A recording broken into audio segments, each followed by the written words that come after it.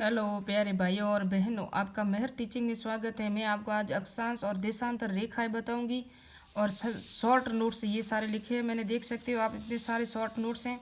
और ये कहाँ से लिए? देखो, पृथ्वी का स्वरूप, गतियाँ और उसके समय की गणना, सारे टॉपिक मैंने आरबीएससी के अध्याय नंबर 3 है वहाँ से लिए। और ये बुक है, आरबीएससी की बुक है, 11 क्लास की भूगोल, आप देख सकते हो, ये भूगोल है और आरबीएससी की है, कक्षा 11 की। उसमें से कुछ पॉइंट लिए हैं, देखते हैं कौन कौन से शॉर्ट नोट्स हैं। तो आप देखोगे, अभी हम पढ़ेंगे अक्षांश रेखाएं, देशांतर रेखाएं। अक्षांश और देशांतर रेखाओं को विस्तार से पढ़ने के लिए हमें मैप की आवश्यकता होती है। अक्षांश रेखाएं वो होती है जो हमारे वनस्पति और जीव जंतु और मौसम, तापमान के आधार पर जाना जाता है, देखा जाता है। ये देख सकते हो। एक और मैप से बताऊँ तो मैं आपको, ये अक्षांश रेखा है, ये भी अक्षांश रेखा है, आप देख सकते हो। और ये सारी अक्षांश रेखा है ना, उत्तरी ध्रुव यहाँ होता है, दक्षिणी ध्रुव यहाँ होता है, उष्णकटिबंधीय ये क्षेत्र है जो 0 डिग्री से 23 डिग्री तक होता है। उसके बाद ये होता है उष्ण शीतोष्ण समशीतोष्ण कटिबंध 23.5 से 67 तक, और 67 से शीत कटिबंध होता है। ये 3 देख दिया आपने। अक्षांश रेखा जो होती है ना, ये अक्षांश रेखा धरातल के समांतर होती है। ये जो मैप बनाया मैंने, देखो, ये अक्षांश रेखाएं होती हैं। और ये कैसे खींची जाती है? पूर्व से पश्चिम की ओर। किस तरफ खींची जाती है? पूर्व से पश्चिम की ओर खींची जाती है अक्षांश रेखाएं। जिस तरह देशांतर रेखा है ना, ये उत्तर से दक्षिण की ओर खींची जाती है, उत्तर से दक्षिण की ओर। इसी तरह ये पूर्व से पश्चिम की ओर खींची जाती है और ये एक दूसरे के समांतर चलती है, समांतर होती है। और ये कैसी रेखा है? ये काल्पनिक रेखा है। ये किसी भूगोल पे, जो पृथ्वी पे कह देंगे तो नहीं है, लेकिन यहाँ लिखा होगा या तो मानचित्र पे या लिखा हो तभी आप मानना कि ये अक्षांश रेखा है, नहीं तो पृथ्वी पे तो कुछ नहीं है। ये काल्पनिक रेखा है। पृथ्वी पर किसी भी स्थान की कोणीय स्थिति को जानने के लिए बनाई गई। कोणीय स्थिति यानी यहाँ 0 डिग्री है ना, तो यहाँ 1 डिग्री, यहाँ जो 0 डिग्री है तो यहाँ से 1 डिग्री, 2 डिग्री, ये 23.5 डिग्री, ये 67 डिग्री, ये कोणीय स्थिति जानी जाती है। मैं नेक्स्ट आपको कोणीय स्थिति कैसे जानते हैं वो बताऊंगी। और सर्वप्रथम इन रेखाओं के बारे में जानकारी दी थी ना, वो कौन थे? अरस्तु थे। कहाँ के थे? यूनान के थे।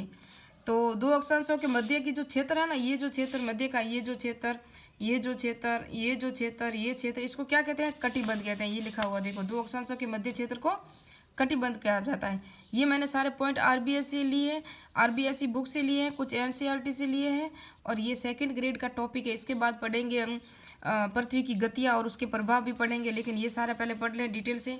और ये देख सकते हो कटिबंध कितने हैं, तो ये देखो आप, यहाँ से लगा के 0 से 0 है ना, ये 0, ये 0 से लगा के 23.5 उत्तर, 23.5 दक्षिण में, इससे क्या कहते हैं?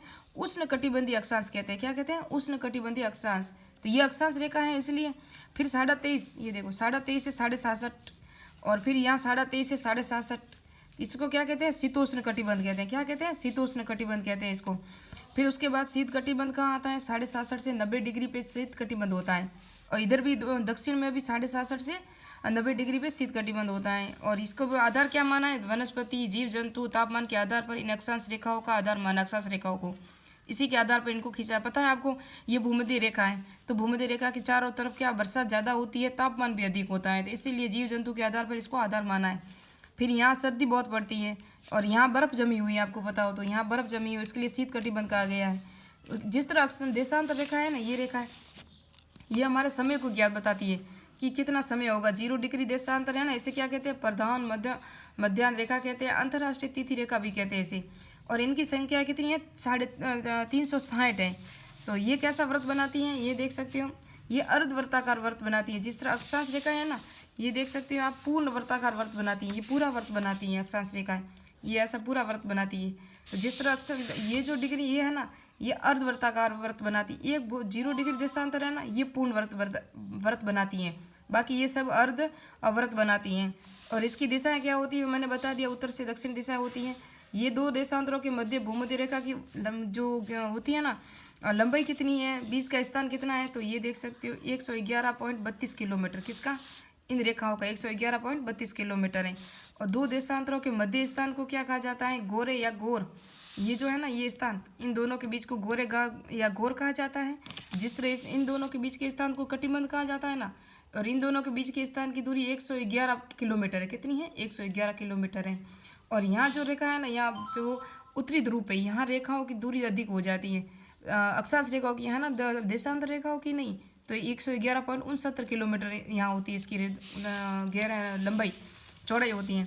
फिर हम आगे देखेंगे कि एक देशांतर पार करने में 4 मिनट का समय लगता है और 1 डिग्री कौन बनता है।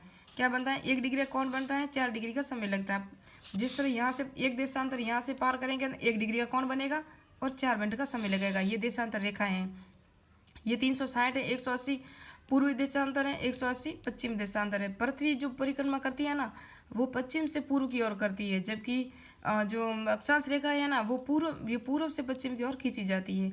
और इसके बाद और नोट्स आप देखेंगे तो पृथ्वी है ना, पृथ्वी ये मैंने बता दिया आपको। 1 घंटे में 15 डिग्री का कौन डिग्री घूमती है क्या? पृथ्वी 1 घंटे में। जिस तरह 1 मिनट में 4 मिनट में 1 डिग्री घूमती है ना, उसी तरह 1 घंटे में 15 डिग्री घूमती है। समय जॉन भारत में कितना है? 82.5 माना गया है भारत में। और उसके बाद आपने नेक्स्ट में पॉइंट देखोगे तो ये देख सकते हो, प्रधानमंत्री ग्रीनविच रेखा से खींची गई है। ग्रीनविच रेखा कहाँ है वो मैं बता दूँ अभी आपको, और वीडियो सारे मैप से बताऊंगी। कुल देशांतरों का योग मैंने बता दिया। देशांतर रेखाओं के समय की गणना होती है। अमेरिका में कितने जोन है? 4 जोन है। तो आप यहाँ देख सकते हो ये पूरी पॉइंट आरबीएससी की जो है ना, ये सारणी आपको पूरी याद रखनी है। ये आरबीएससी की सारणी है और वेरी वेरी इंपॉर्टेंट है। और इसके बाद हम पढ़ेंगे, ये देखो पृथ्वी की गतियाँ। ये देखा ना आपने गतियाँ, पृथ्वी की गतियाँ। ये जो है ना पृथ्वी की गतियाँ, ये पृथ्वी की गतियाँ, एक तो दैनिक गति और इसके प्रभाव देखेंगे। धीरे धीरे हम पूरा पढ़ेंगे आरबीएससी बुक के अनुसार। ये परिक्रमा गति और फिर संक्रांति पढ़ेंगे।